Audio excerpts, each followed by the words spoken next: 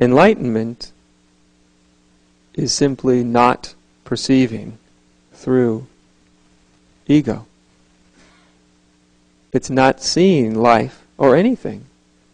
Self, others, your tennis shoes, your dog, your cat, your livelihood, anything. It's just not seeing the world, not seeing everything through the distortion called egoic state of consciousness. That is why it's been likened to the natural state. Natural meaning it's not an alternative lens, distorting lens, it's just perception without a lens. Without a distortion. Ultimately, that's what enlightenment is. It's perception without distortion. Whether it's perceiving the nature of what you think is yourself, which there isn't one, whether it's whether it is perceiving a thought, whether it is perceiving a feeling, whether it is perceiving a situation, whether it's perceiving your relationship, it is simply perceiving not through the lens of ego. That's what enlightenment is. And it's useful to at least have some basis of understanding in this.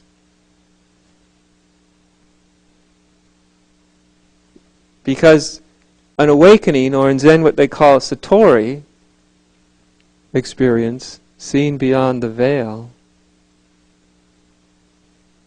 itself, seen without the veil of ego, may be the true perception, the natural perception, the undistorted perception. But what most people want to do is they think enlightenment is like an unending satori experience. Right? An unending enlightenment experience, an unending awakening experience, an unending experience. But it's not an unending experience at all. It has nothing to do with an unending experience. That misunderstanding will get you to do more tail chasing than you ever dreamed possible.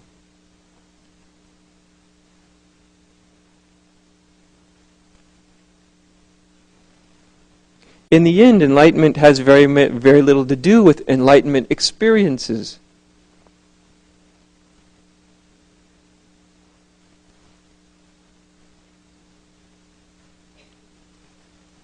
It is simply not perceiving through the lens of ego.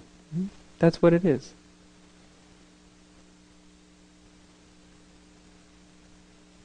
And there's no doubt, it's pretty good not perceiving through the lens of ego. It's happiness. It's peace. It's the end of your search. Not that you find anything except sanity. Not that you attain anything except seeing things as they actually are. And that's what nirvana is, seeing things as they actually are. So when you see things as they naturally are, you see everything is one. And the nature of anything and everything is not nearly as substantial as you thought. Its nature is emptiness. The nature of anything is nothingness. The nature of anything and everything is that it's all insubstantial.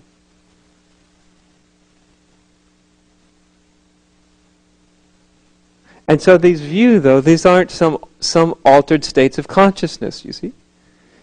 From the enlightened perspective, everything else is an altered state of consciousness. Does that make sense? Ego is the if you want to have altered states of consciousness, most people are already in one of the more wild altered states of consciousness. It's called egoic state of consciousness. It's a wildly altered state of consciousness. It gets you to perceive things that aren't there. It gets you to see enemies where there aren't any. It gets you to see dualities where there aren't any. It gets you to have things like a self-image when there isn't a self there to begin with. It gets you to have certain thoughts about yourself when in actuality the only thing that could be called a self at all is simply the thoughts you have about it. So if you want an altered state of consciousness, I'd stick with ego. It's about as advanced as you're going to get. It is existence, doing its damnedest, its best job at altering consciousness.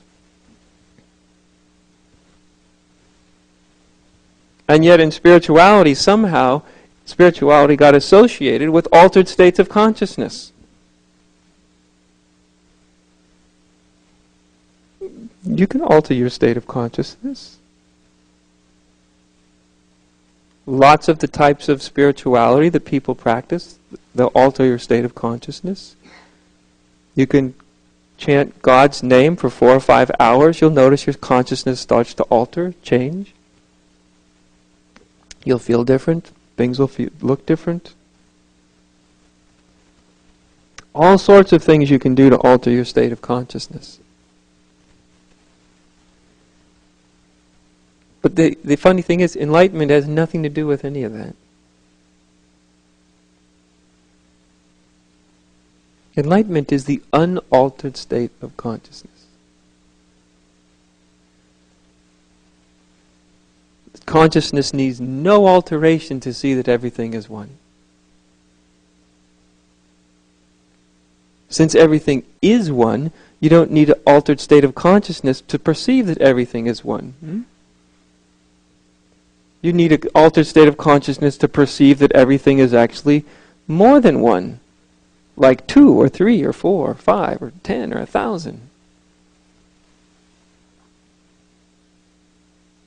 So in these moments, in Zen they call them satori's, we often call them awakenings. In the awakening, the valuable thing about the awakening is how much of egoic consciousness falls away in the awakening. In the end, the next week or the next month, that's all that's going to matter. Because the experience, the sense of aha, which you get upon the awakening to your true nature, aha, I thought I was that, but that I thought I was just an imagination. What a relief. It's a great aha. But you're not going to have an aha forever, are you? A week later, your aha is going to be quite gone. Right? You ever notice that?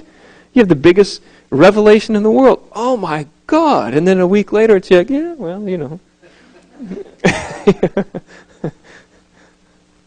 So it's not the quality of the aha sustaining, because it won't sustain itself.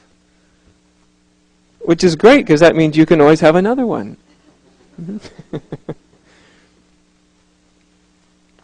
The significant thing about those moments, though, those satori's or awakening to your true nature, is how much of the egoic consciousness falls away.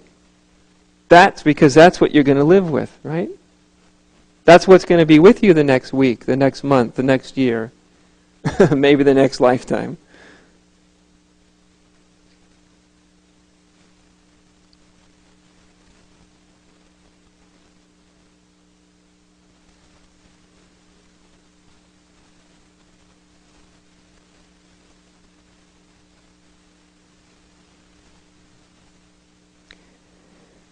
And as the point of orientation, or the what to focus on, since egoic state of consciousness, duality, seeing things as duality, through the lens of duality, it's actually something that must be constantly maintained. The egoic state of consciousness actually takes a great amount of energy and a great amount of effort. Since it's not true, it has to keep building this falseness constantly, otherwise it will end, right? Because what is not true ends as soon as it's not being fueled. And so illusion, or the egoic state of consciousness, must constantly be fueled like a fire, right? Or like a coal stove, which you must keep shoveling fuel into it. So the useful spiritual disciplines are simply ways of not putting more energy into egoic consciousness. That's basically what they're doing. Stop fueling it. Stop fueling it, and it can't sustain itself.